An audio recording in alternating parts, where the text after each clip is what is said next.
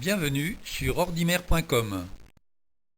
Je vous présente un nouveau tutoriel sur Windows 7. Dans ce tutoriel, nous allons apprendre à choisir une image pour illustrer mon espace de travail ou arrière-plan du bureau. Pour cela, je fais un clic droit sur un espace libre de mon bureau et je choisis la commande personnaliser. J'arrive dans une fenêtre qui me propose un certain nombre de thèmes d'illustration de mon arrière-plan de bureau. Je vois que j'ai les thèmes Windows 7, architecture, personnage, paysage, nature, scène, France, etc. Si je choisis architecture, j'ai un petit son qui m'indique que le choix est validé et mon arrière-plan de bureau change d'image. Si je prends personnage, voilà le genre d'image que je peux choisir pour illustrer mon bureau. Si je ne trouve pas mon bonheur dans les images, les thèmes qui me sont proposés, je peux aller sur Internet, sur le site de Microsoft pour en choisir d'autres. Par exemple, j'ai la commande obtenir plus de thèmes en ligne, je clique dessus et mon navigateur m'emmène sur le site de Microsoft et j'ai toute une série de thèmes très nombreux qui me sont proposés. Par exemple, je prends plantes et fleurs et là je vois que j'ai toute une série de rubriques différentes et je vais prendre par exemple au hasard couleur automnale au Japon, je clique sur l'image. Le thème en question me propose 6 images que je peux observer. Si elle me donne satisfaction, je n'ai plus qu'à cliquer sur télécharger le thème. Je vois ici que mon téléchargement s'effectue. J'affiche les téléchargements. Le téléchargement est fini et sur automne, je clique sur ce thème. Il décompresse les images et mon thème est rajouté automatiquement dans la fenêtre de tout à l'heure. Et je vois que mon thème des couleurs du Japon sont là. Si je choisis cette image, je la sélectionne, donc je peux fermer ici, et vous voyez que l'image s'affiche en fond d'écran. Une fois que j'ai terminé ce choix, je vais sur arrière-plan du bureau et je retrouve bien mes images que je viens de télécharger ici. Alors je peux laisser les 7 images sélectionnées, mais je peux très bien désélectionner, puisque je vois qu'en haut à gauche de chaque image, j'ai une petite case qui est cochée.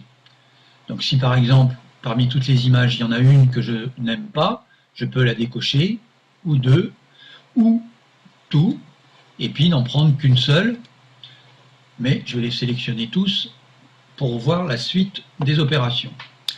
Alors, une fois que j'ai sélectionné mes images, je passe aux commandes suivantes et je vois que ici, j'ai les commandes de position de l'image. Alors, si vous avez suivi le tutoriel sur la résolution, ces différentes positions sont très importantes.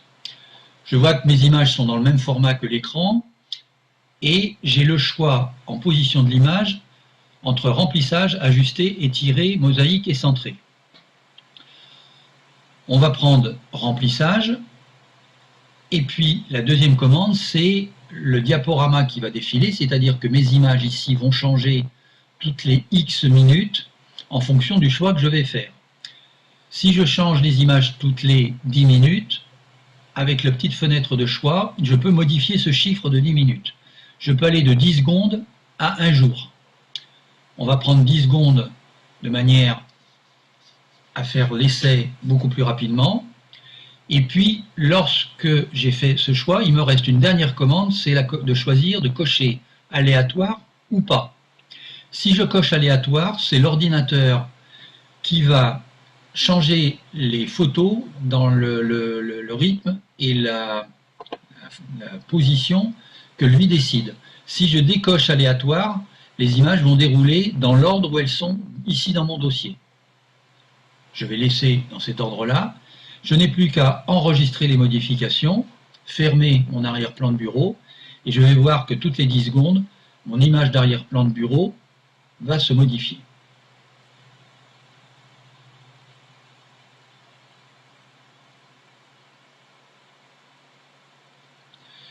Je vais retourner dans la commande personnalisée pour voir la deuxième hypothèse qui est le choix des images personnelles.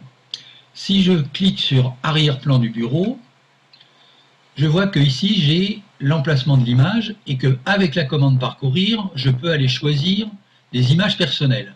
C'est-à-dire que je peux accéder à ma bibliothèque d'images, comme ici, dans mes images. Alors, je peux vous donner une astuce qui consiste à ce que dans votre dossier Mes images, vous insériez un sous-dossier que vous pourriez appeler arrière-plan de bureau. Vous voyez, c'est ce que j'ai fait.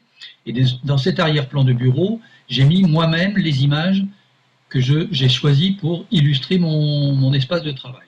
Donc, je vais sélectionner le dossier.